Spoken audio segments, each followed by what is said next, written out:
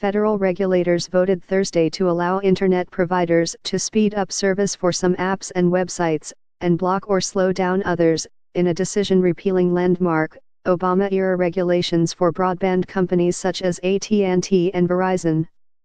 The move to deregulate the telecom and cable industry is a major setback for tech companies, consumer groups, and Democrats who lobbied heavily against the decision.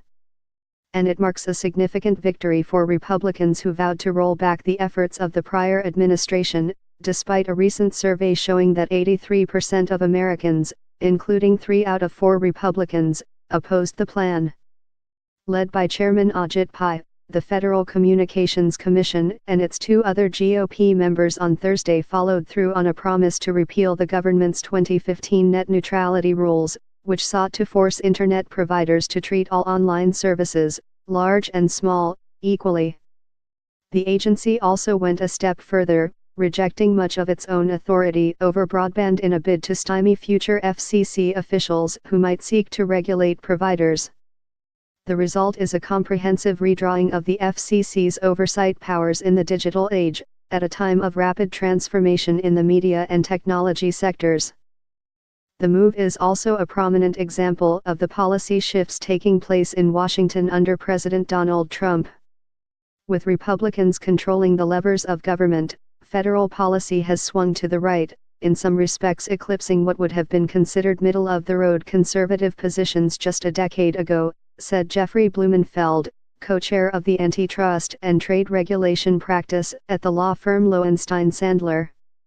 What we're seeing now is a dramatic change not just from the Obama administration, but even from the prior Republican administration, said Blumenfeld.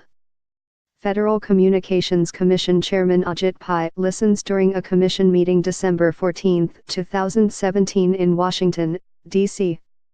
The FCC voted to repeal net neutrality regulations. Federal Communications Commission Chairman Ajit Pai listens during a commission meeting December 14, 2017 in Washington, D.C. The FCC voted to repeal net neutrality regulations. Under President George W. Bush, the FCC outlined a series of guiding principles that would eventually lead to the 2015 net neutrality rules.